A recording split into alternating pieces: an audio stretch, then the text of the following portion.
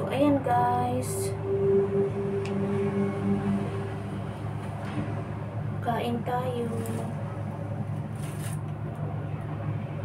So, ganito guys, $30. Binili ko kanina. So, ayan. Hinog na masyado. Aray, nahulog. Nahulog po din daon.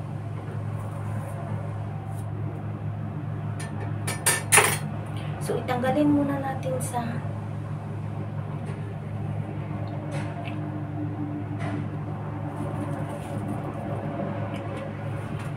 nahulog.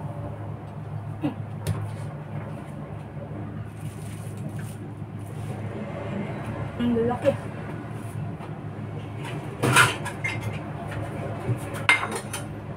Sarap ito sa ano? Sa bilo-bilo.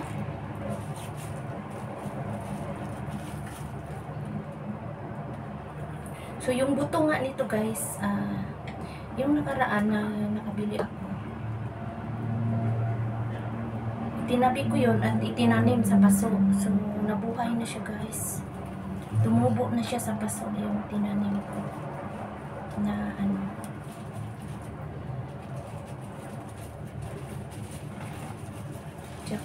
Pero ito malalaki talaga. Malalaki ang kanyang ano.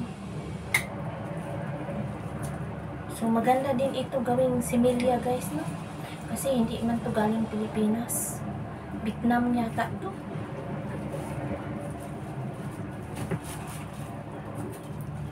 So, malaki kasi yung ano nila guys. Hinihiwa-hiwa lang nila. Kasi ang presyo ng kanilang paghiwa guys ay ito, $30. Tapos, merong $50.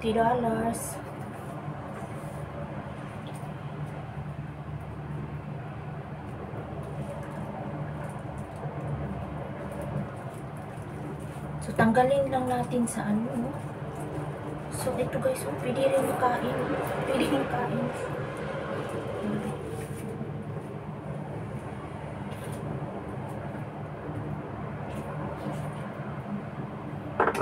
Hinog na masyado. So, kanina kasi pumunta ako sa palengke. Ayun ang delikado guys. Pag pumunta ako sa palengke guys, ay talagang natutukso ako sa mga nakikita ko doon. Kaya next time, mas maganda yung pumunta palengke walang pera. Umili kasi ang ano, bulak-bulak. Gusto sana ko ni Amo. Para sa paisan. Pwede mo kain. So, nakabili akong ano pa ba yung nabili ko kanina? Ano akong itlog.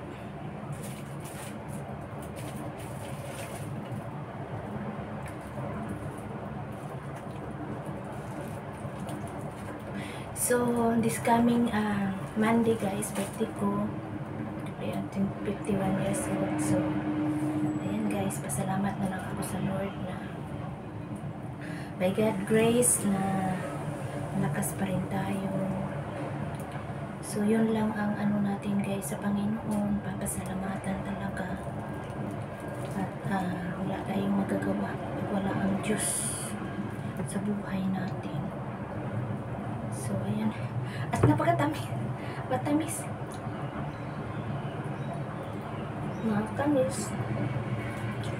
Magbilo-bilo na lang ako guys, no? Sa birthday ko. Lagyan ko nito. So, hihiwain pa natin. Lagay ko lang to sa freezer para hindi masira. Kasi madali talaga palang masira yung ano, langka. Pag kumain ako nito guys, parang ano, yung tiyan ko ay parang nagugutom.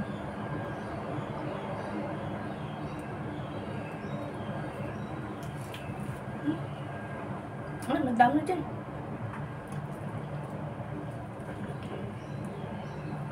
Saan?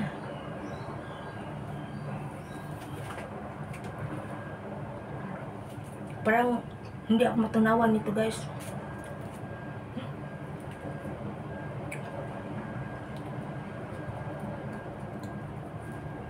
Kaya konti lang yung kainin ko. Kasi mag-ano yung tiyan ko ba? Yung grap ano. Ay, grabe guys. Kinuha ko pa talaga ito. Oh, ayan. Sayang. Sayang eh. Ayan. Ayan, hinog. Hinog masyado eh. Tsaka gulang siya. Hinog at saka masyadong gulang. Ayan. Tinanggal ko pa yung ano, yung lanot-lanot. Ano ba tawag dito? Kasi pwede pang kainin. Pwede pa siyang kainin, no? So, pagkatapos nito ay bababa kami ni Aso.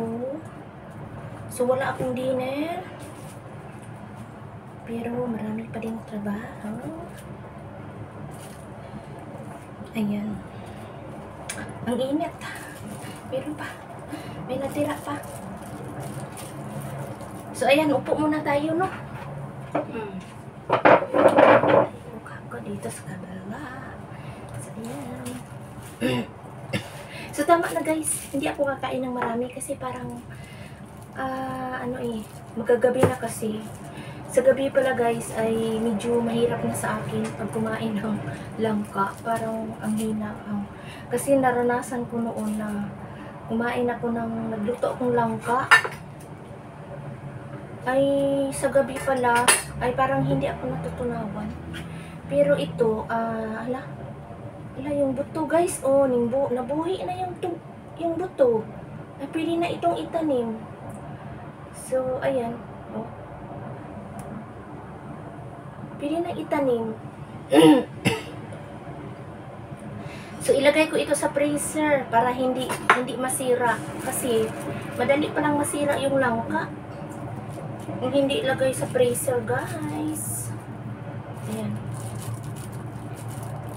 Natukso lang ako, guys, nito talaga. Talaga naman. Talaga naman, no. Kahit barya, simot-simot na talaga. Para lang makabili ng langka.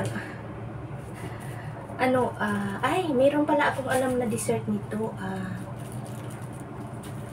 Glutinous dessert. Lagyan ng langka, no? So, nakita ko lang sa YouTube. So, magaya nga yun. Parang suman din siya. Tapos, lagyan ng langka. Ihiwain. So, ang laki, ano? Grabe. Ito guys, naku, kung nandoon ako sa Pilipinas, talagang itatanim ko na ito, ay sayang.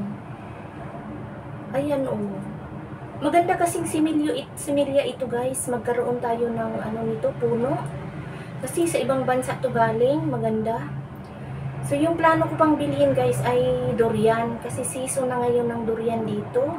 Kaso lang, medyo mahal pa din ang durian. Mahal. So, 100 plus. Ayan, oh. Ayan. Hala, natanggal. Natanggal siya guys. Ayan. So, ayun.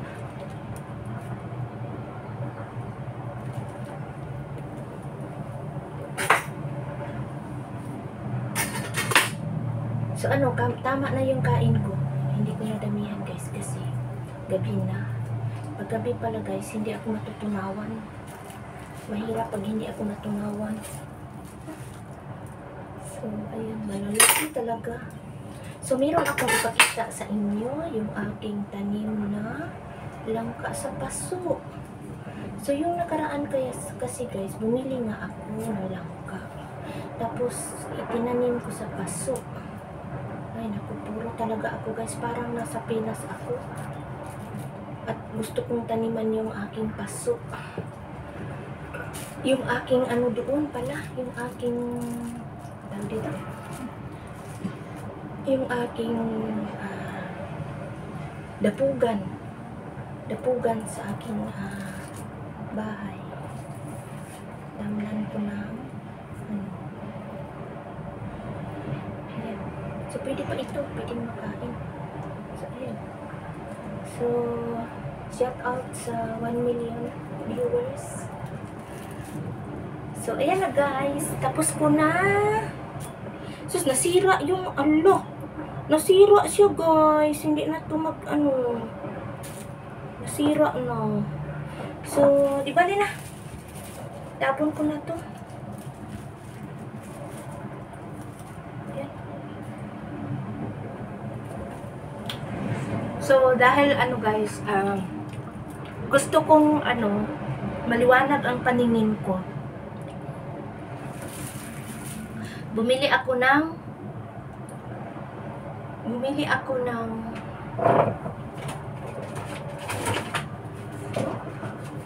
blueberry. Ayan, blueberry guys. Naku, talagang mura na kasi siya guys, no?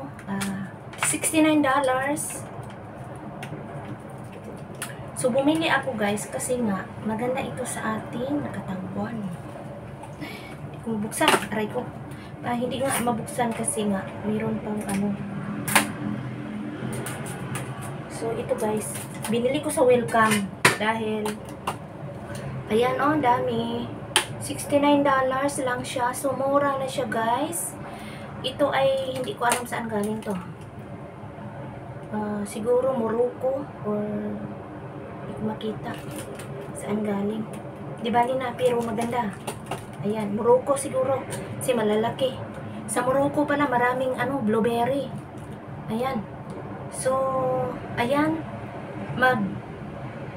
blueberry muffins na lang ako sa birthday ko guys, no? Sa Sunday, so mag-blueberry muffins ako. So, hindi ko pa ito nahugasan. Yun. Ay, gumagastos talaga. Ayan guys, hindi kasi talaga ako nagtitipid sarili ko. Kaya, ayun, uuwi akong walang pera. Uuwi akong walang pera guys sa Pinas kasi inubos ko na sa prutas, binili ko na ng prutas. Ay na ako, subo.